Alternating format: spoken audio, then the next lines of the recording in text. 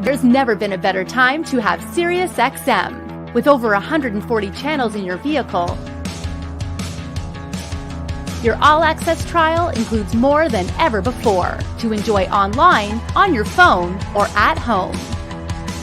Create your own ad-free personalized stations powered by Pandora. Hear ad-free extra channels and enjoy favorite shows with SiriusXM Video on Demand. What you love is on now.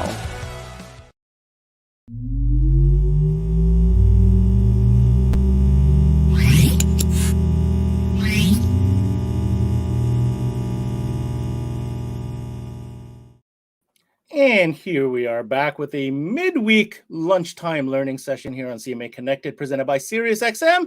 I'm your host, Ben Wu. And on today's session, we're going to definitely get our learns on, you know what I'm saying? Because we've got a great guest lined up that we always love having on. And the brand today that we'll be spotlighting is, of course, Kicker. And if we're talking about Kicker in Canada, you know we're going to have to be joined by somebody from Gemsen. But when you're talking about Gemsen, you know it's got to be Dave Singh. What's going on, Dave? Ben, good to see you. Happy to be here today. It's a beautiful day outside. You know, we're midsummer now? Yeah, absolutely. It's crazy. You know, I can't believe we're midsummer now. This is insane. Wanted to drop something on you, Dave, that I didn't mention before in our little preamble. This is like our 75th Connected episode. Can you believe that? It certainly feels like that. But you know what? They've been awesome, and they get better and better, and you guys are upping the ante, and kudos to you guys, and thanks for allowing us to join and be part of this. I'm super excited about today's session in particular. Oh, we're definitely so. We can't do this without Gemsen. Are you kidding me? You guys got some of the top tier brands. You know that. I don't have to stroke you on that, but and today's brand is no exception to that rule. Top tier brand, arguably a brand like definitely part of the entire pedigree of car audio, no doubt about it. We've had the opportunity to kind of dig into the past of Kicker and its development to today's modern audio solutions brand. I'm going to emphasize the word solutions because I think that's going to connect the dots with what we're going to be talking about today. Yeah, I agree, and it'll be interesting once we get into the topic. But right when we were kind of sitting in the back room, I was thinking, it didn't seem like that long ago. Back when you used to install an amplifier and the only thing you had to do was, adjust a crossover and adjust gains. And now with the technology we have today, there's so much things that we can bring to the table to make the musical experience so much better. And, there's some really easy ways to achieve some of these goals that some guys may not be aware of. So, well, luckily for us, we've got an expert joining us, and he's a superstar show host. He goes by the name of Kip Litsey, and he's the man behind the master plan that is Kicker Unmasked, which just went down last night. That was an awesome episode. If you guys missed it, you should definitely go check that out. But we're lucky enough to have him today, coming to us straight from the Unmasked Kicker Studios, the man himself, Mr. Kip Litsey. What's going on, Kip? Good morning, everyone. It's Kip, your host for Kicker Unmasked Live Weekly, and we are joining the CMA live from the Kicker Unmasked studio right here in Stillwater, Oklahoma.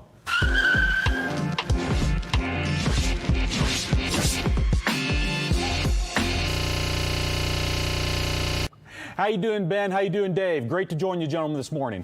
Well, hey, first of all, thank you for taking the time. Literally, you just got off air, closed your eyes, brushed your teeth, and came into the studio for us. Well, I can't thank you enough. There is a group of 5 of us that put the show on every Tuesday night, and I won't lie, it's a lot of work, but we love doing it. And so we jokingly say all the time, we can get a lot of work done, but work gets in the way. We do tend to work a little bit. Oh, I'll tell you what, it would have been very disappointing if we didn't have you on today. So we have some comments in the comments section saying, we want Kip. And you know what? Here we are. So we're very thankful. I'm humbled, and I appreciate hearing that. I thanks, Ben. We just really do our best to try to put on a great show that's as entertaining as we know how to be. None of us are professional comedians or stand-up comics. We're just passionate about what we do. We love the products that we make. We love the technology. We love the brand. We love how we can interface with people. And we get a chance to do demos and show them what we make, how you can use it, and how it can make audio in your life better so you get enjoyment no matter where it is, whether it's, headphones, earbuds, in your car, boat, ATV, UTV. That's what our brand's about. And even though it is a lot of extra work for the 5 of us that do this every Tuesday night, we love doing it. We love doing it for all the people who tune in. I hope some of them are tuned in today. We actually promoted the show last night, so your kind words, I can't say enough. We're humbled by it. Thank you. Well, thank you for the share. Anybody who's joining us either live or on demand, we're about to get a learn on, because you heard me say in the beginning of the show, Kip, we're talking about a solutions-based product line, I should say, that Kicker's come up with, and it's called Key Technology. Can you give us a little background on the whole development of that and how that all came about for Kicker? Sure. You know, DSP is not something new to Kicker. We've been doing DSP for a long time. We do it on the OE side, which stands, original equipment manufacturer, OEM. We actually manufacture products for some of the big names that you drive vehicles in every day. And so we've been doing DSP for a long time. So has the car manufacturers. If you can go back, I can tell you as far back as probably about 1984, 1985, car manufacturers were working with very simple DSPs to control clipping, to control how the controls in the radio worked. I remember my first experiences with a Mopar Chrysler radio, where it's analog controls, but it's actually talking to a DSP, where I could actually take the balance control and I could move it all the way to the right and move it back to the center and pull my hand back. And I do it so fast that you then, after my hand's in my lap, you'd hear the sound go to the right speaker, come back to the center of the car, because the DSPs back then were so slow. So DSP is not new. We've been working with it for a long time. And in today's cars, it is crucial that you work with a DSP, because in a lot of cases, you're not going to pull that radio out of the vehicle. They are so tightly integrated into the car. It's also where you can control your heating controls. It's where you can see information on your car. You can change the programming for your car. You're not pulling that radio out. And honestly, today, most factory radios, other than the fact they've been EQ'd to fit the speakers that are in the car, and the number one goal for the OE manufacturer is that those speakers and that radio live in that car for 3 years, 36,000 miles. So there's lots of bass roll-off that happens. They control the amplifiers. They tune their own DSP in the radio so that they can make the rather inexpensive speakers they put in the automobile sound as good as they can, which I would do the same thing if I was them. To get back around that, to take that signal from the radio, it's full bandwidth typically. It's 20 to 20. It's got all the things you want: USB input, Bluetooth input, hands-free, steering wheel controls. So we definitely see the future. It's not that we don't think there are people who use a sit-down, use a laptop or an iPad interface and do a lot of tuning and adjusting on a DSP. There are lots of guys who want to do that. But there are far more people who just want to put better sound in their car. I want it to sound louder. I want it to sound cleaner. I want to have some bass or more bass than I have. And they need a DSP, but they don't necessarily think they want to be the one to adjust the DSP, or do they want to invest hundreds of dollars in paying someone to tune and adjust that DSP. So knowing the importance of DSP, it's a very important tool, more important today than it's ever been when you're integrating into today's modern cars, because you need to retune that signal coming out of that factory source unit so that you get either a flat signal to then go on and do whatever equalization you want, or to tailor that signal to your house curve, how you think a car should sound. And that's really what Key products do, is they have a house curve built into them. And that house curve was developed and designed by a couple of gentlemen right here in-house. It's Mr. Joe Gross. And if you go back into the Wayback Machine, Joe was one of the original competitors back in the 80s when it came to, USAC and IASCA and CAN and NACA and all that. He is an avid and seasoned professional when it comes to tuning a car for sound quality. And of course, Steve Irby, the owner of the company who designs and is the final stamp on every product we do here. Those two gentlemen have developed a curve that they say, this is how we think a car should sound. And at the end of the day, anyone who's tuning a car, it's all about how they think a car should sound. So just because it's how we think a car should sound, some people may or may not agree. But what's interesting is we've had a lot of guys who are deep into using DSPs try Key products, and they'll come back and they'll say, you know what, I use the Key. It's an auto setup routine. It does it in 5 to 10 minutes. And this is what I'm going to tell you. I'm blown away with what you guys have done automatically, because honestly, you're 90 to 95% of what I would do in a car as a professional, but it takes me hours to get there, not minutes. And that's really where Key stands in, is it's a lot of high-tech technology, but we've coupled it with tones, some target house curves, how we think a car should sound, and Key just goes and does it for you automatically.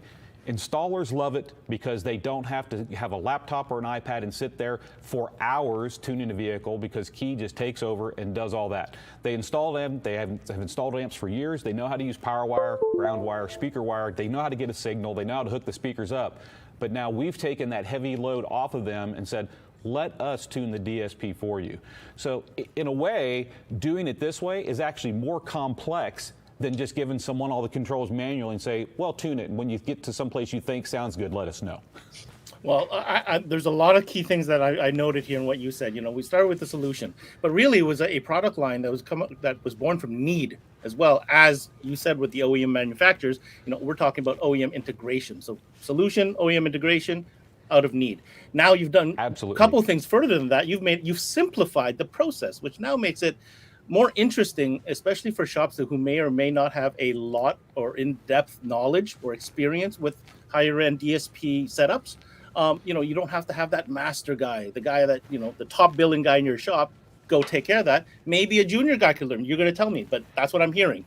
So now your profitability is up, flexibility as far as your management and your shop is up, and you're delivering a high-quality EQ'd, tuned to everything you said with, you know, Mr. Gross and everybody who worked on, you know, the curve.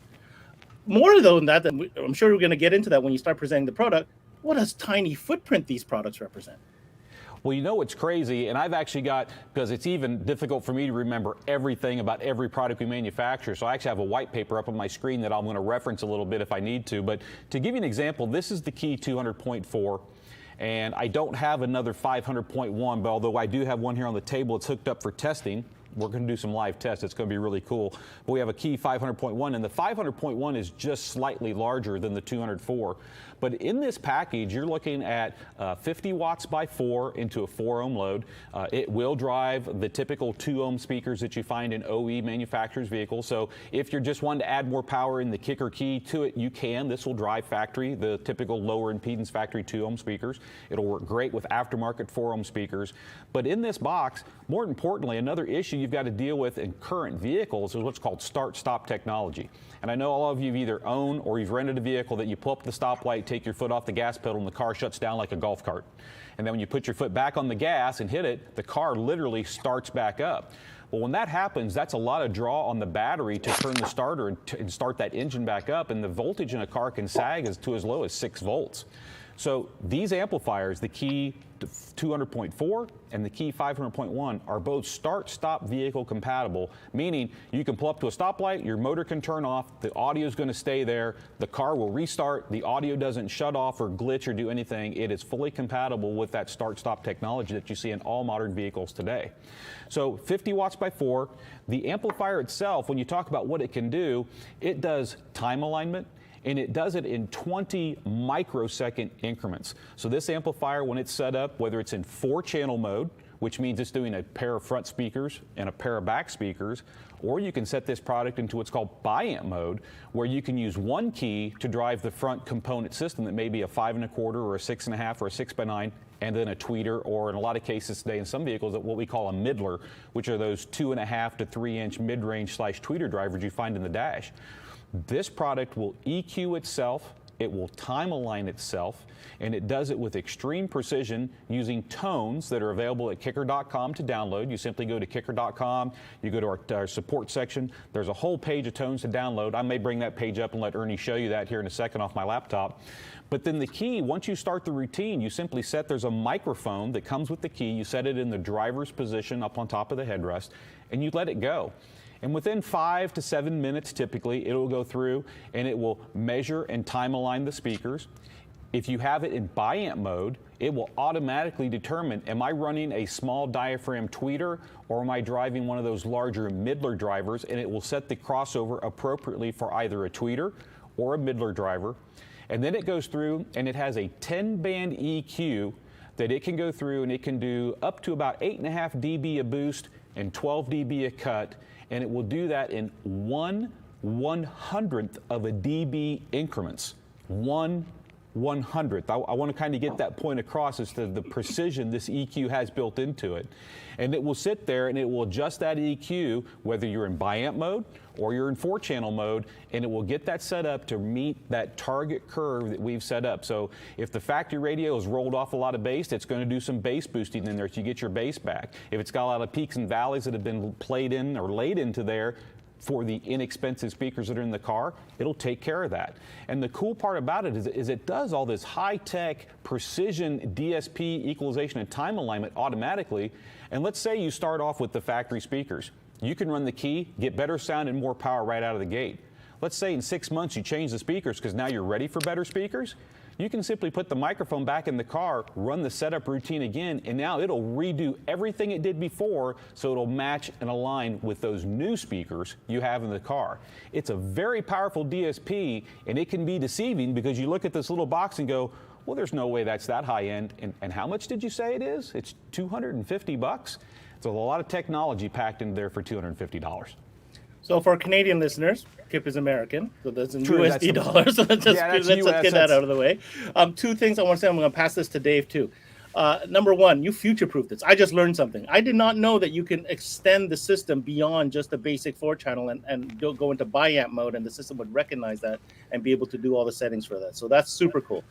The other part that I thought was really interesting was, how long did you say that whole setup would take?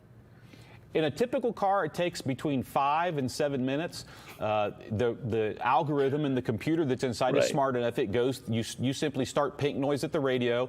There's some setup you have to do, and it's in the instructions. It's real easy. You set the gain from the radio, 3/4 volume. You make sure the gain on the amplifier is set properly. There's LEDs to walk you through that process. And then once that's set up, you simply push the start button on the test microphone, setup microphone, and it will play a tone. It does a countdown. You get out of the car and shut the doors, and then it runs. And then when it's done, when it gets to the end, it plays either, I wish I could mimic them, but I can't. It plays a happy tone or a sad tone, and it's easy to tell which is which, you know. It's a thumbs up, thumbs down. Exactly, and if it plays the happy tone, it means I'm done, let's go. If it plays the sad tone, the only reason you typically get the sad tone is if you're in an environment that's extremely noisy. So if you had an air compressor in the shop that kicked on, or somebody drove by with a really loud stereo, if it picks up those exterior noises in the vehicle, it's going to say, no, this is not a correct tuning. And then what you do is just do the tuning again. Typically, that's the only time we've ever seen someone have to rerun a tune, is if there's a really loud sound that happens during the tuning process. So you do need to be in a fairly, I won't say it has to be sterile, but you want a quiet environment when you do the run routine. That's amazing. Just from a time management perspective, that is crazy. And I can only imagine, you know how many times you put in speakers and you're like, oh, where's my bass? Or it just, you spend good money on great aftermarket speakers. You go and replace the original, and it actually, I don't know if I should say this, but it maybe doesn't sound as good as you thought it would. And it's, everybody who's watching knows exactly what I'm talking about. But you put this on, and that'll just optimize the system, wouldn't it?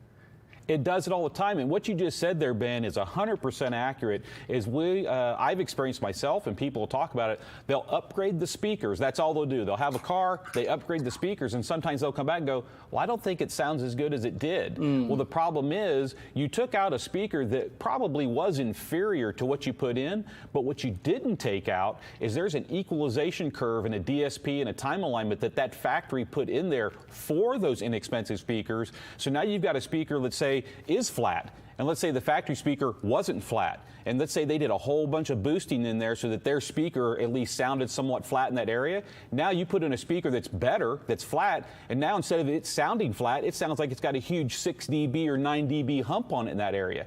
You got to get rid of that factory DSP/EQ when you upgrade the speakers, because it's entirely possible you'll put in better speakers expecting better sound, and then you get disappointed. And it's not the speaker's fault, it's the fact that you're trying to use an EQ that's been preset for inferior speakers. So what you stated there is so true. That never happened back in the day, but of late, man, it happens a lot.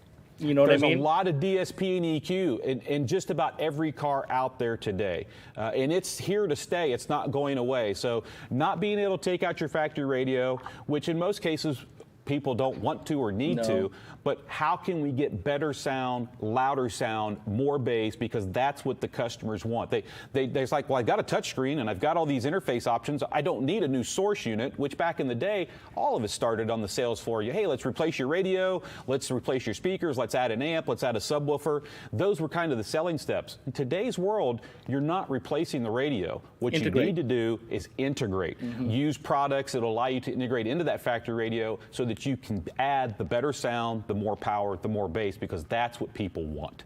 First off, I got a good shout out to Derek, Big D's on. What's up? Dave, I want to pass you the mic real quick here before we get further into the product presentation. Do you have any comments to what Kip has said so far, rather? Well, I think Kip said it all. I mean, really at the end of the day, we are trying to find the easiest way to get from point A to point B. And when it comes to integration, and, as Kip said when he first opened, DSP is a great tool, but not every customer out there is looking to invest the amount of time and hours that would be required to manually tune this. So, pushing a button and 5 minutes later, you're ready to go. Right. I mean, it's a godsend, and these things are beyond high tech and cutting edge. I mean, to come up with the algorithms, come up with the technology. I mean, really, Kicker's pushing the envelope. In this tiny, smaller than a Kleenex box package, and that's the 4-channel, Kip? That's the 4-channel I've got in my hands right now. So that is, it's 50 watts by 4. And what's really cool is we've actually have a live demo set up here. We're going to show you on the air here the actual power output of this amplifier, because some people look at this and go, well, there's no way that's 50 watts by 4. It's a legit 50 watt by 4 amplifier, and it has a very powerful auto-tuning DSP inside of it. You can't let the size, you can't let the price fool you for what this thing can do. And a comment I want to tie into that you said, there are a lot of people that they need a DSP, they just don't know it. They don't know how to use a DSP, so it becomes something that they don't get very interested in.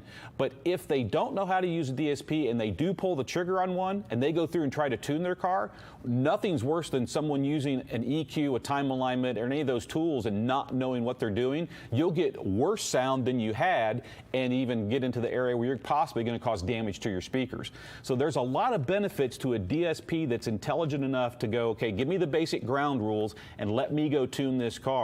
And the cool part about it is when this gets done, you have a great sounding Kicker house curve in your car. And if you want a little less bass or a little more bass, just use the bass control that's built into your radio. If you want it to be a little more sparkly or a little less sparkly, just use the treble control in your radio. Those are EQs as well, but this is going to compensate for that EQ that's in the car. It's going to compensate for whichever speakers you have, whether they're the factory or some great aftermarket speakers, and it's going to get you that curve. It's going to take out that handicap of that built-in EQ that the factory radio has, which is what you need to do. Very good. Ben, again, one of the criteria I like to joke around with is if you still use a flip phone or send orders in via fax machine, you need key amplifiers in your life, because they are so simple to configure. I mean, no laptop, no iPad, none of that. Away you go. And yeah, no, this is blowing my mind on many levels, because it's so simple, yet so much brain power involved in such a tiny package. Now, here's the thing. You mentioned, Kip, you're about to do a test, right? Well, yes. I got Derek here. I want him to witness this test to make sure it's legit. Not that I don't think it's going to be legit, but he happens to be the guy that does a lot of, amp testing. So, he does do Derek, a lot of please amp testing. feel free to make any comments on this setup that Kip has set up for us today. All right, well, let me real quick, let me run you through the 200.4, since that's the first amplifier we've covered. Let me show you an amp dyno on that real fast, and I'll try to keep my body out of the way. We're going to change some camera views here and show you what we got going on. Okay, let's go. So I'm going to walk around here and let Tim, I'm going to stand on this side to begin with. So you can see we actually have a couple of power and ground terminals here with some 1-aught cable. That actually goes underneath the table to a 80 amp hour lithium battery. We have an 80 amp lithium charger / power supply running it. So we have plenty of power and current here, and we can turn on, let it run for hours, even with the power supply off. We have a lot of power here. And then we've got a key 200.4 and a key 500.1 both hooked up, so we can dyno both of these amplifiers, and we will. They come through. I know it's a little hard to see, but I'm putting my hand behind here. These are actually, I'll lift this one up so you can kind of see it. This is actually a lab grade 1,000-watt resistive load bank. I have 2 of them here, actually 3 total. I have 2 2-channel load banks to load down the key 200.4, and then I got 1 load back here so we can load down the key 500.1. So this is what's providing our fixed load so we can do the dyno test. And then around here to the front side, we actually have an SMD AMM1 dyno meter. Next to it, I have an oscilloscope, so that if you like to see the frequency or the sine wave on the scope, you're absolutely going to see that at the same time. And then I have a tone generator here that's going to play a 50 hertz sine wave. That's the frequency we're going to use for testing. And so once I kick this off, I'm going to walk to the other side so I can control the volume control, and Timmy can focus in on these, and you can see actually what we've got going on. But I'm going to run the amplifier up to a clean sine wave, and then we're going to see what kind of power actually comes out of the SMD meter here on my left-hand side. You'd probably be your right-hand side since it's reversed. So this is the setup. It's actually the same type of setup we've done in the past with Big D. So I would say it's Big D approved. He says our tests are legit. It's a great way for us to do them live. And as he'll attest to, doing a test live can be a challenge because you never know what you're in for. It's unpolished. Whatever happens, happens. So let's throw the switch and see what we got. So for safety reasons, we do have a fire extinguisher nearby, right, Kip? Oh, absolutely. It's called Tim, the camera guy. If something catches on fire, we're just going to have him pick it up and run out of the studio. I just want people to know that you are in safe hands should, anything go awry. That's all. We are in safe hands. I mean, I've earned the title Clip here at Kicker for a reason. So, take it for what it's worth. So what I've got to do here right now, what I'm going through is I'm actually setting the SMD meter up to actually measure real-time power. And that's what's really cool about this SMD meter is it has a built-in current and a built-in voltage probe, and it can measure impedance. And it actually calculates power right on the fly, which is real cool. So I'm in real-time power now. We've got our oscilloscope here. We have our tone generator. So I am going to step to the side here and flip the switch to power the amplifier on, and we are running the key 200.4 right now. And then I know Ernie can flip to camera 3 and get a close-up. So what I'm going to do is I'm going to start running the power up, and you'll actually see on the oscilloscope and then see on the SMD meter the actual power output. So here we go. As you can see, I'm raising it up, the voltage is climbing, and I'm going to run it just to where we're just right at about clipping. And that right there, we're still clean. It's just starting to get a little squirrely on the top and bottom. Those who are used to looking at O-scopes know that's where you're starting to get into about 1% THD. And you're seeing here, we're seeing 61 watts of power out of the key 200.4. And that's one channel, obviously. All 4 channels are loaded down, but we're just measuring one channel. So you can see 61 watts of power on there. And what I'm going to do is I'm going to turn this down. And then what I'm going to do, I'm going to go to the next mode on the SMD meter, and this is actually called dyno power. And what this will do is I'm just going to run the voltage up real quick and run the voltage down. It's kind of like a peak output, and it's going to give us a peak reading of what this amplifier will do. It's called an uncertified test, more or less. It runs it up to clipping. So with that said, I'm going to go ahead and do a real quick test on that on the camera. There, the clipping light came on. You saw the red light come on. If you were watching the O-scope, you could see that it got up there. But an uncertified run on this amplifier into a 2-ohm load, we're seeing 83 watts of power. So this little box, when we tell you it's a legit 50 watt by 4 amp, because that's what we rate it at, we sell it to you and promote it, it's a 50 watt amplifier, you can see it's definitely making 50 watts of power, and then some. It's not a problem at all to see that. And Ernie went back to the camera, you can see that was the dyno reading. 83 watts is what we got out of that in an uncertified run. So the amplifier makes all the power it needs to, and it has all that key technology built in. You can run up to a 40-volt input signal. I kind of want to touch on that. People, they make the mistake. All key amplifiers come with an RCA connection on here, and it's hooked to speaker wire inputs, basically. We get asked all the time, well, what line output converter do I need? Which one of the Kicker line output converters do I need? Or do I need to get a line output converter from a different brand? And we tell people all the time, stop. Key products, along with all Kicker amplifiers, use a differential input technology on all of them. I don't want to call it balanced because it's really not true balance. There's no true balance in the car, but it's similar. It's called diff inputs. And our diff inputs on our products, our current gen products, will work with up to 40 volts of input signal, which equates to about 400 watts. So you can basically take any key amplifier, you can take it into an OE car, you could take a key 500.1 and hook it right to the factory subwoofer amplifier. You can take a key 200.4 and hook it right to the factory amplifier to run the speakers. And the importance to that is, in today's modern cars, the signal that goes from the radio back to the factory amplifier is typically a fixed signal. It's not adjustable. You can't tap in there and your volume control work. So you have to tap the signal at the amplifier, because in the factory situation, the amplifier is actually the volume control. The radio simply tells the amplifier, turn the channels up, turn the channels down. So you have to tap the signal post-amplifier. With key products, you don't need anything. If you're tying in, you simply cut the RCA off the end, you pull it back to 2 speaker wires, and you can tap that directly into the speaker leads on your OE system and take that signal straight into the amplifier. And that is a very crucial thing to understand, is that these products work directly with up to a 40-volt signal. Okay, so because I'm pretty noob at this and pretty limited, if I understood you correctly, Kip, no need to buy an external line output converter. It holds up, it can take up to 40 volts. That's a lot of car, because, you know, A lot of input. there's a lot of vehicles that are putting out some major voltage on some of these signals now, from what I've learned. And 40, I think, is the threat. Like, that's above and beyond more, cover what, 95% of what's out there?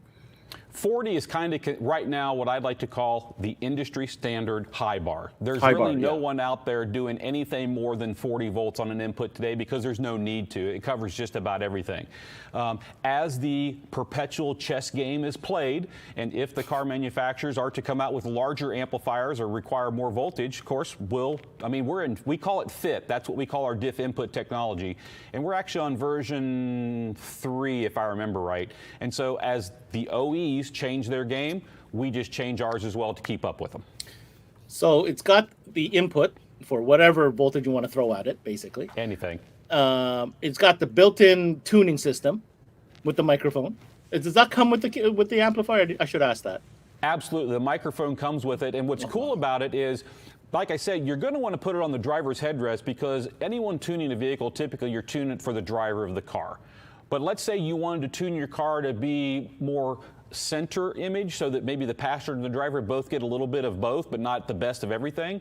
You could set that microphone in the middle of the car, and the key would then auto-tune everything for that location. So even though you don't have the ability to go in and yourself tune the EQ and tune the DSP on the control knobs, you can move the microphone around in your car, and you can do different auto setup routines, and it will tune for that location. So you might try it on your headrest and go, man, that sounds great, but it sounds just a little bit to the right to me. Well, just take that microphone and move it a little bit to the other direction, run the retune again, and it will redo things based on that location. So you can retune over and over and over as much as you want, and by moving that microphone around, you can tune for different locations to the car to find what sounds best for your car or best for you. Right, for your ears, because everybody's ears are a little bit different.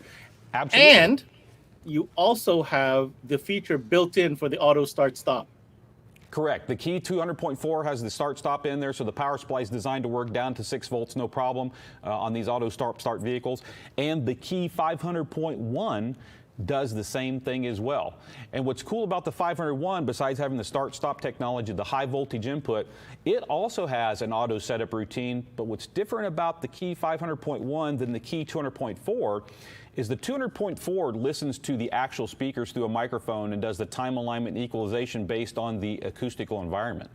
What the key 500.1 is focused on is it looks at the electrical signal coming from the radio, because here's what most factory systems, I almost want to say all, but most of them do. Number one, they are either filtering out all of the low frequencies, period. They just roll it out of the radio so that their 6.5 inch, their 4 inch, their 6x9 speakers in the car are not trying to play much information below 40 hertz. So they do a lot of low end roll off. Or what they will do is they make it active, is as you turn the radio up, they just start rolling the bass off and moving it up. So the louder you play the system, the more low bass it takes out, either through a crossover or through an EQ. What the Key 501 does is you basically put the car into its worst case scenario mode. It has the tones and everything. You set it up there, and then it measures and readjusts everything so that you get a flat line response of your bass all the way back down to 20 hertz. So now when you hook your subwoofer up to a Key 500.1 amplifier, you're not getting that rolled off factory curve. You're getting all that frequency that you want sent out to your speaker. Got a quick question coming in. This is really relevant for what you just described. Is there any chance of presets in the future? Having the option to have maybe a driver's seat, passenger seat, et cetera, et cetera. First off, I got to give a shout out to my boy Andy. Andy, it's great to see you. I look forward to seeing you again in person, my man. I know Andy personally. He's a great guy. We have had people ask us about presets and things like that. I'll tease you a little bit as much as I can. Have we thought about it? Absolutely. If you look at where we started with this product, we did the Key 180.4, which turned into the Key 200.4 because they made modifications or engineers found a way to get even more power out of the package. We released the Key 500.1, and of course, we're going to save this for a future show because there's a lot to talk about here, but we have the Key Lock, and this thing is flat out amazing, but I don't want to get into it, but we have the Key Lock. So as you can see, key technology, the ability for the products to auto do the things that would normally take a lot of time and experience, we're putting it in the box for you. But do people want to be able to save presets? Do people want to go in after the fact and do their own tweaking and tuning possibly? They sure do. Do you think maybe Key will have that product to do that in the future? I would bet on it. That's about as solid as a yes you're ever going to get from Kip. I'm just letting you know if you were paying attention. Okay, one more question for you coming from Mike Danbrook. So this is obviously a great dealer question. Once the car is tuned, is there a possibility to switch the tuning on and off so you can demonstrate to the customer the difference? Absolutely. The cable that plugs into the Key 200.4 is actually on a 3.5 millimeter style jack. It plugs right into the amplifier. As a matter of fact, on this end of the amplifier, maybe you can get a shot of that, Tim, on a close-up. I'll hold it up for you. But there's actually a 3.5 millimeter input. And there's a long cable that comes out to the microphone. And then on that cable, there's also a pellet that has the programming switch, and it's an on-off switch. So once you get done with the setup routine, you can press the button. It'll turn all the processing, the EQ, the DSP, and everything it did, you can turn it off. You can press the button and you can turn it back on. And to say it's dramatic is an understatement as far as what this can do in most vehicles. So yes, you can do that. We intentionally, most people don't want the microphone and the pellet in the car all the time. I mean, once it's set up, you just take it out of the car. If a customer wants to be able to turn the EQ on and off on the fly, you could leave it plugged in, you could hide it in the center console, you could do whatever. They could reach in, pull it out, they could do a tune on the fly, they could turn it on and off. They can do that. But the truth is, once you do a setup on the Key, you typically just want it on. I mean, because what it's doing is the good stuff. There's no need to turn it off. No question, but I was thinking from a demo vehicle perspective. You're a dealer. Absolutely. Yeah, absolutely. Absolutely. Get them in the car. Hey, listen, these are great components. This is what it sounds like. But check this out, turn on, whoa, right? And that's really, that's the deal closer, if you will. Ben, my first experience, sorry, Kip, I apologize. No, you're fine. My first experience was with the 184, listening to the Key amplifiers. And this is, I think, back at SEMA when they had it in a Fiat. And John Myers was doing the demo with me. And I believe all they were using was the factory speakers. They hadn't even changed the OEM speakers. So they were using the Key amplifier with factory speakers. And I was recording this with my iPhone. And, it's hard to get the true effect of what things sound like with your phone. But let me tell you, I recorded it, put it on YouTube, and what a dramatic difference it made when John engaged and disengaged the Key amplifier. It sounded like somebody took a system and then all of a sudden injected $2,000 into it. And then when he turned it off, $2,000 was gone, But Wow. It was that dramatic of a difference. It sounded fantastic, and they were using the factory speakers at the time. So, Key isn't necessarily have to be all about replacing the speakers. Obviously, you're going to be far more ahead of the game if you do that. But even if, you want to start off small and use the OEM speakers, I'm sure there might be limitations. You have that ability to do so and get incredible results due to the DSP Great point. Technology, right? Great point. Hey, the questions keep coming in, Kip. I see we're going to milk you for everything you got today. Jim, JW, if you can, will you hit the comments instead of the private chat for me on the screen, man? There you go. So Carlos Jimenez is asking, the amplifier says compression. What does compression do, and do I need this feature? Carlos, great question. Let me answer that for you. What compression is basically we have a compressor built into the Key product. And if you don't know when to stop with the volume knob, I'm one of those people and can be at times. It's almost like a gas pedal. I like to go fast. There's no limit to how fast I want to go. Sometimes people, there's no limit to how loud they want to go. But all amplifiers have limits, and once you reach those limits, you run into clipping, and that's where the sine wave at the top and the bottom starts getting squared off. And the harder you drive it into clipping, not only does it sound bad, but it's also bad for your speakers. Hard clipping over extended periods of time cause excessive heat in your speakers, and that's what causes speaker failure, the bottom line. Perfect. So what the compressor does is if you don't know when to say when with the volume knob, or maybe you suffer from a little bit of after 5:30 beverage entertainment, and when you get in the next morning, the radio's all the way up and you don't know how that happened. What the compressor does is it's our throttle control built into there. Just like modern cars today have controls built in so you can't over rev the engine or take things beyond redline and cause damage. That's what the compressor does. And if you engage the compressor, it doesn't affect anything until you get up to the point you're clipping the amplifier. So it doesn't make it sound bad. It doesn't affect how it sounds. It sounds great. But if you start driving that volume further and further into clipping, the compressor comes in and politely says, you're just gone a little too far. Let's pull that signal back down a little bit. Let's pull that signal back down a little bit. So the compressor is actually someone to help you monitor. If you don't know what clipping is, you don't know how bad it is, if you're someone that maybe has blown a speaker or two in your lifetime, I guarantee you it's because you're clipping your amplifier and you're doing it for an extended period of time. The compressor is a circuit in there that just helps you monitor that and throttle that back. And we let you turn it off. If you're someone who's a purist and you say, hey, I just don't want it in there, I know when I'm done with the volume knob, I don't even want that technology, great, turn it off. But if you're an average person who doesn't get it, that compressor can be a lifesaver to keep you from damaging your speakers. That sounds like a 9.5 times out of 10 as an installer. I'm putting that on before it leaves the bay. Absolutely. And while we're doing this real quick, I'm going to go ahead and fire. We talked on the Key 501 real quick. I want to go ahead and do a real quick dyno test on that 501 to let people see exactly the power output that amplifier does, because it's impressive as well. I'll answer this question coming while you're setting up there, Kip. We've got a question from Scott Tucker asking if multiple key 204s in the same vehicle can be used. And yeah, if you rewind back on this on-demand video, Kip covered that. You can definitely put it in a biamp mode situation and be able to tune that with multiple 200.4s. The cool thing you can do with that, to elaborate on that just a little bit, let's pretend that you've got components in the front of your car, a mid-range and a tweeter of some kind, and you have components in the back of your car, and you want to do the key tuning. You want to put a key 200.4 on the back and a key 200.4 on the front. You can absolutely do that. The thing you need to do is, let's say you're setting up the front. You would take the microphone, you'd set it in your driver's headrest position.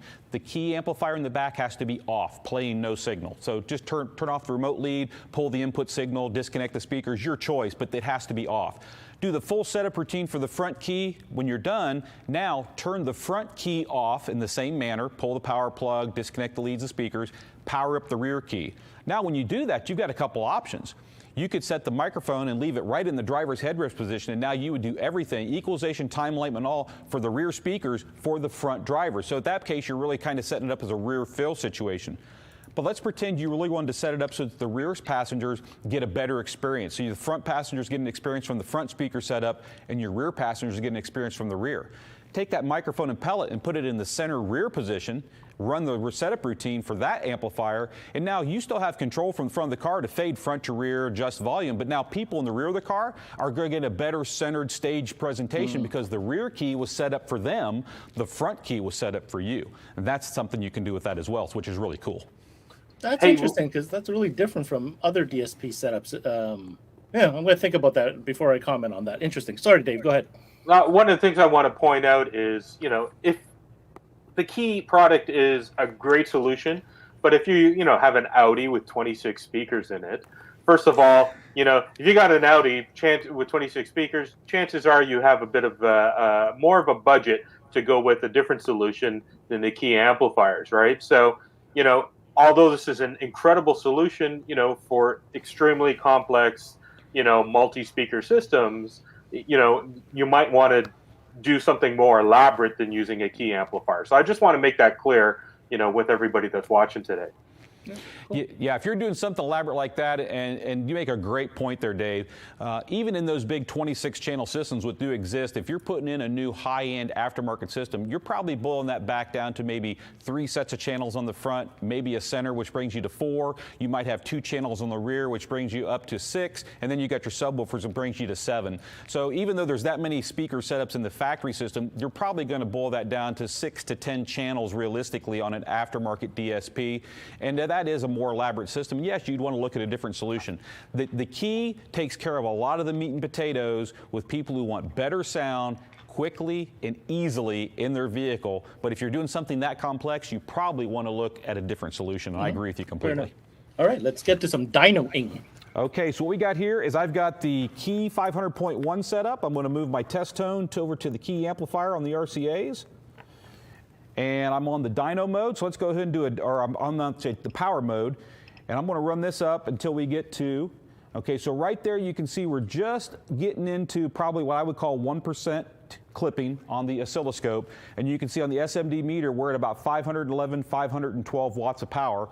So 500 watts at rated? Absolutely. And now what I'm going to do is turn it down, and I'm going to go into the uncertified mode, which gives us max power up to clipping, and I'm going to do the same thing we did on the Key. I'm just going to run the volume up, let it capture it, and run it back down.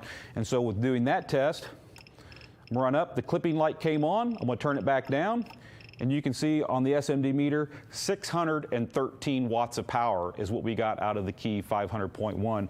And just kind of show you it's the real deal, I'm going to clear the meter, and we'll do it one more time. I'm just going to run it up on the dyno test. There you can see there, clipping light came on, I'm going to turn it down, and that time we got about 622 watts out of the amplifier. So does the little amplifier that's just a shade bigger than the Key 200.4 get you a true 500 watts for your subwoofer? Absolutely, and it brings along all that Key technology to do that equalization that you need to get the bass back out of your factory radio that they took away from you. 600 plus watts out of that tiny little box. I mean, you can drive whatever, whether you want 2 8s, 2 10s, to whatever you want. Pretty much that'll get you covered.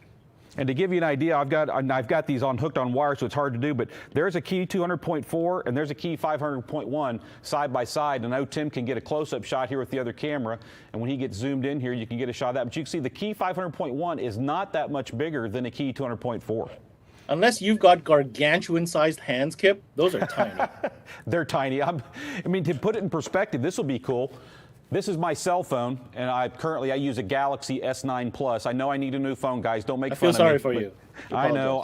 I'm an Android guy. But with that said, here's my Galaxy S9 phone, and here it is sitting on top of the 500.1 amplifier. So to give you an idea, there's the footprint. It's not much bigger than a cell phone. Derek wanted to chime in on this, and he said, just to clarify, that test is RMS power at clipping and not max power. Thank you, Derek. I appreciate you saying that. Thank you, sir. That is pretty mind-blowing stuff. My God, time is flying by. We do have a little thing that I want to put a pause on this conversation. We're going to circle back because I actually got 1 or 2 more questions coming in from the crowd that I don't want to miss. I'm going to circle back to. But we kind of dug into the dealer list that Gemsen has here in Canada. And we reached out to a longtime Kicker dealer because I thought it'd be interesting to get some insight from a dealer perspective, specifically about the Key line of products, because this particular dealer has had a lot of experience with it, and he has something to, he wants to share his thoughts on it. So I thought this would be a great opportunity, if that's okay. Sure, absolutely. Awesome. All right, so who we reached out to is, his name is Paul Tate. I'm going to bring him on right now to join us, and he's from Mobile Sounds. Paul, you're on mute. Let's just make sure you get your mute button off, and we'd like to learn all about you. What's going on, Paul? Welcome to CMA Connected. Hey, guys. Thanks for having me on. Hey, Paul. Good to see you, Paul.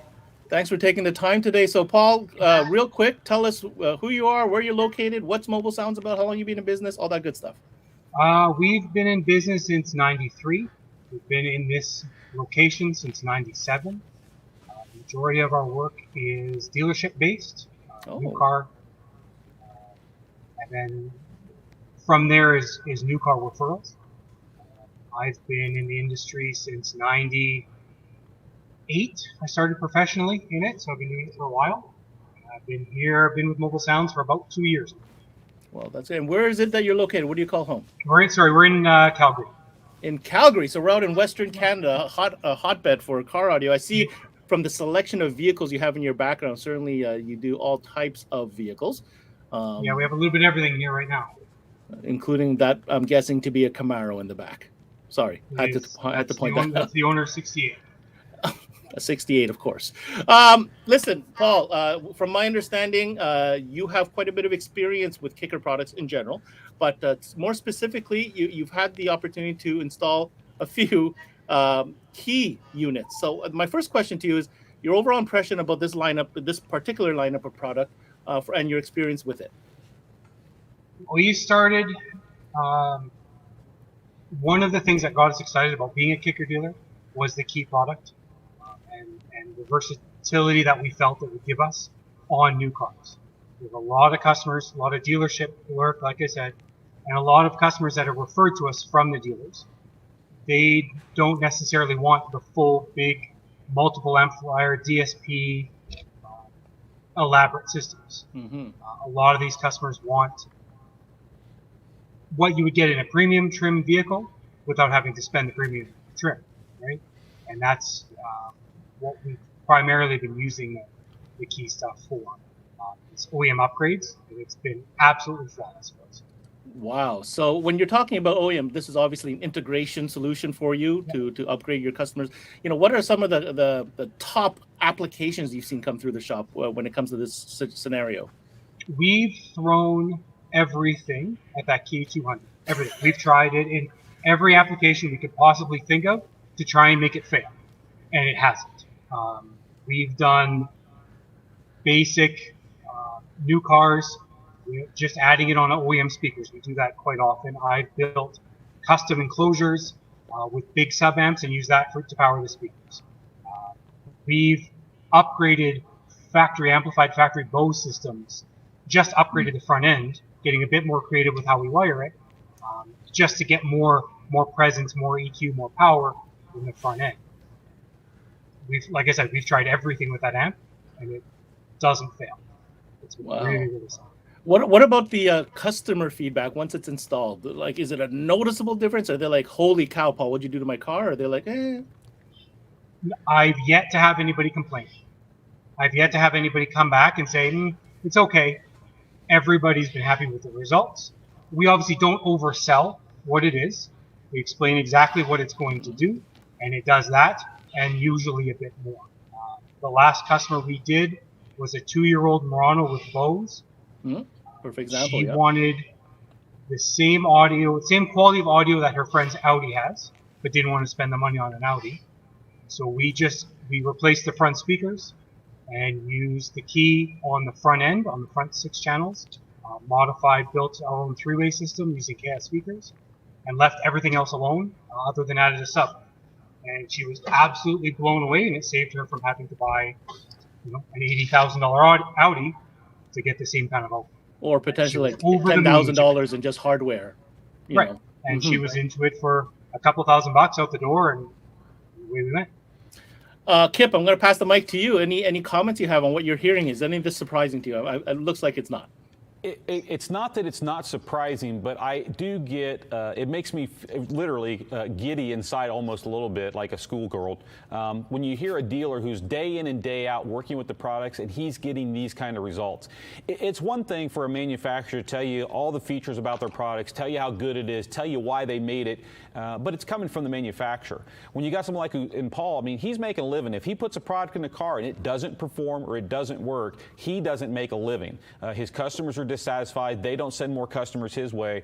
So this is the first I've heard this from Paul, which is great, is that to know that our goal is being achieved, which is an easy to use, very flexible, integrate easily product that you can get much better sound out of any modern vehicle today, integrating into the factory system. And, something I want to add, and I'm sure Paul knows this, we have people who have done it. We get people all the time say, hey, when are you guys going to make a bigger key? I'd like to see a 5-channel key. And I keep telling them, well, we make a 5-channel key. It's a 200.4 and a 500.1. And the cool part about it is now that they're separate, you can, if you have to, you can put one under one seat and one under the other. It's actually easier to hide 2 smaller amplifiers than it is one bigger chassis. So we tell them all the time we have a 5-channel. We also have a mono block and a 4-channel. But people sometimes want, well, yeah, but I really need 800 watts, or I want 1,000 watts, or I want 1,600 watts on bass. I want to run some sealed cabinets with some bigger woofers, but I want to get the key effect. Here's what a lot of people don't know. Because all Kicker amplifiers use a differential input, and any of the current ones work up to 40 volts, you can put a key 500.1 in a car. You can use that to drive whatever subwoofer's in the car for now, but if you come back and get the flavor for more, you could go to a bigger Kicker amplifier, and you could take the output of the key 500.1 and basically use it as a DSP line driver, and you can go right into the input of another Kicker amplifier, say a CXA 1600 or a CXA 800.1, or whatever you want to do, and you can add power to the output of a key amplifier. So if you really need or want more power, you can use a Kicker key as a processor and feed it into other Kicker amplifiers. And the thing, and I'd like to get Paul's take on this because it's pretty amazing, because amplifiers, especially in the sub-bass category, have gotten so big in today's world, I think people have turned a blind eye to the fact that 50 watts of real power that's EQ'd, that's crossed over and set up properly is actually a lot of power, and not only sounds great in a car, but gets loud in a car. Yeah, what comment do you have to that, Paul? Do you feel like, is there ever a point where you feel like there's not enough power? It definitely delivers. I mean, we saw the test, on paper it's there, but in real world conditions, from the power perspective. I think there's been one truck that I could have used just a bit more jam. We were space restricted. We needed all of this gear put in. We had no space to put it. So we used a key. It sounded great. He probably could have used more volume, but that was more on him. It was a bass head we built, a custom box with multiple 10-inch subs, and he wanted more but didn't have the space or the flexibility to give us the room to do any more with it, right? So we were tied to that. Generally, it works. It works great. When we know there's somebody who wants a bit more, we just run it as bi-amp and just run the front end, and leave the back speakers on the factory amp or the factory radio, and just put all that power into the fronts, and it screams. It makes lots of sound. Every once in a while, you run into somebody that wants to break SPL records, but he doesn't want to give up more space than what's underneath his seat. It just can't make everybody happy. He wasn't even willing to give us space under the seat. Everything had to be behind the seat of like a mid-2000s Ford pickup. So and the physics at a certain point always win. At the end of the day, we are all bound by the laws of physics. So before I let you go, Paul, it's been great having you on, and I'm looking at the time. I can't believe how fast this has passed. What recommendation, or why would you, if you could sum it up for the dealers listening, for other dealers that might be looking at this product, why would you recommend Key to other dealers to take a closer look at? Key 200 is the most versatile, flexible amplifier I've ever installed. And I've installed amps from everybody, all the DSP amps. I've done everything. Being able to put it in, flick a couple switches, push a button, walk away, have a coffee, come back, and it's done. And it gives me the same results every single time. I know exactly what it's going to give me, and I'm done. I pack up the car, I pull it out, I'm finished, and the customer's happy. I don't have to spend an hour on a laptop. I don't have to, why isn't this working? Why isn't that working? We put it in, we set it up, and it works. And it works any way we want it to work. It's dead easy, and it's super flexible. If I can give Paul a little bit of props. Paul doesn't give himself enough recognition, but the guy is one of the most talented installers out there. I mean, he's got this killer Honda Accord wagon that he tours the car circuits with, and it's got a Kicker system in it. Beautiful install, award-winning vehicle. So I mean, the guy speaks from a lot of experience. So if he's if it comes from Paul, I take it with a lot of authority for sure. I'll second that. At CMA, we post a lot about mobile sounds. That, Paul. We're always featuring your stuff. You keep that coming. We're going to keep on sharing it. I'm going to milk him for one more thing. If you have Kip Litsey from Kicker in front of you, could make one recommendation on their version 3.0, what would that be?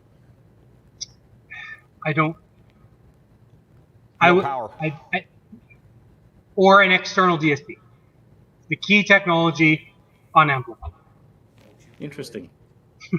Interesting. Just more flexibility for more amplifiers. There you go. Can't thank you enough, Paul. Thank you so much. Keep on keeping on, and keep those installs coming, man. Thanks, Paul. Take care. Thanks for your time, Paul. Man, that was Appreciate awesome to it so hear much. the results with that. That's cool, eh? Having a dealer on that changes up the dynamic of the conversation.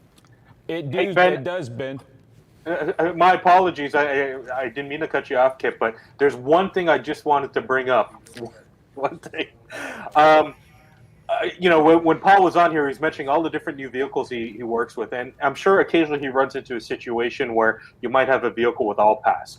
We don't have the time to get into it, but is there a solution for integrating into those vehicles that may have all pass solutions that dealers should be aware of?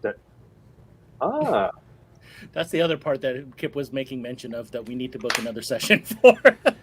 We seriously need to do another session, and we'll come back, and I want to, because I think your dealers would appreciate it, is when you talk about all pass, and I love being able to say this, not only does the key lock do a whole lot more than the 2 key amplifiers does as far as the EQ and the DSP and the time alignment, things like that, but what this product does, it's the only product on the market currently that will auto-magically remove up to 3 all-pass filters out of an OE system. It nulls them out and reverses them. Basically what it does, it takes the other channel and flips it and makes it all match. This is the only product on the market that will automatically do that. And love to talk about this. This takes a little more in depth. We show things on an RTA so you can actually see what this does automatically, so it's a little more time. But this is the solution that will take care of those all-pass filters that exist in vehicles. And we've yet to see any vehicle that uses really more than 2. This is designed to remove up to 3. If the chest piece moves to a different place on the board, we'll move our chest piece to a different place on the board. Yeah, they tend to do that, Dave. I've kind of figured out their pattern. Before I let you go, I just want to hear your comments on Paul's comment. A standalone key piece. You know, I can't let too many cats out of the bag because, I only have one get out of jail free card, and I got to keep it for when I'm really in trouble. But the fact of the matter is, as I jokingly say, but if you just look at what we've developed with Key, starting with the 180, moving to the 200, bringing in a sub-amplifier that makes sense. I mean, you're looking at a Key 500.1. This amplifier out of the box will work with about 14 different pre-made subwoofer solutions straight from Kicker, whether it's the CWRTs, the TRTB town firings, comp enclosure. There are so many enclosures we make that work great with this size of amplifier that it's very easy for you to get it bass in a customer's car and get rid of that factory rolled off bass response, which means you don't get it. It's great. You look at what we've shown you in the Key lock. This is the next one in the family. The first product in the industry to remove all pass filtering, up to 3 of them. You can see the roadmap we're on. I can't tell you what's coming, but I think you can guess. Yeah, pretty obvious. But we'll continue this discussion. Kip, we got to let you go, man. It's always a great time to have you. Dave, make it happen. Other session. You hear that? We look forward to it, and we definitely will talk about that key lock product. Hey, and real quick, Ben, if you'll let me just for one quick second. Hey, Ernie, bring my laptop as an asset real fast. Just pop it on the screen. I do want to show this because we talked about Key. And so if you're using any Key products, you want to go to kicker.com /test tones, and you can see here, I'm just going to scroll down a little bit, but here at the top we have the tones that are necessary to set up the key lock output converter, and as you can see we have these in both an MP3 and a WAV format. If you're an SQ guy and you have the capability to use full WAV files, we provide those uncompressed on the website. If you need to run MP3 because of the device you're using or your vehicle's capability, we have those as well. We also have the tones for the Key 500.1, which these are the setup tones for gain matching and things like that. We also have the sweep tones. That's where it goes through and actually analyzes the signal and corrects everything that the factory radio has done to the base frequency signal. And then moving on down, we've got the tones for the Key 200.4 and 180.4 available. Those are 20 minutes basically of lab grade pink noise in both an MP3 and a WAV format. And last but not least, if you're using a conventional amplifier, We have all the tones you need available in both MP3 and WAV format to do your overlap, to set your gains, to do everything like that if you're using an O-scope or a voltmeter. So I just wanted to touch on this real briefly. All those tones are available on Kicker.com. They're easy to download. You just go to Kicker.com, go to the test tone section that's up in the top header page, and you can get everything that you need so that these devices can do their auto setup routines. It's all available right on Kicker. Yeah, very resourceful. Good job with the entire team for setting that all up. That makes it easy to have one place to find everything. Kip, I will let you go, and we will reconvene at another opportune opportunity. You have a great day, sir. Thank you so much for taking the time today. Been our pleasure. Thank you so much for having us on. See you soon. Thank you, Kip. Dave, another great session, I must say. Always a pleasure having the Kicker team on, especially Kip, so knowledgeable. But I think the message was pretty clear today. What do you think? Oh, I mean, I think we nailed it. Kip did an awesome job. I mean, wealth of knowledge, definitely delivering everything you need to know about the key amplifier. And it was great to see Paul, join us as well and get some real world experience. Shout out to Paul. Paul Tate. Absolutely. Awesome job. I shouldn't need to tell people this, especially our Canadian viewers. Everybody knows. I mean, the relationship with Gemsen and Kicker just spans back so far. But if you're interested in becoming a Kicker dealer or would like some more information, make sure you contact this guy to my, well, you're right, my left, Dave Singh, representing Gemsen. There's the website and there's the phone number to call. We got a great team. Mike Danbrook, Antonio, all these guys will be happy to help you. And if you want to try out a key amplifier, reach out to us. We'd love to help you out. You heard it. That's how you got to do it. Give Gemsen a call and get on that key-ish. Dave, thanks, man. That's a great one. We'll see you on the next one. Thank you, Ben. Appreciate it. And that wraps up this lunchtime learning session. Hope you guys got out of it as much as I did with the Kicker and their key line of products. OEM integration is key. It's a solution-based product. And it sounds like through the testimonial that we got from Paul Tate, maybe it's something you want to take a closer look at. I'm your host, Ben Wu, for this CMA Connected presented by SiriusXM. Until next time, we connect.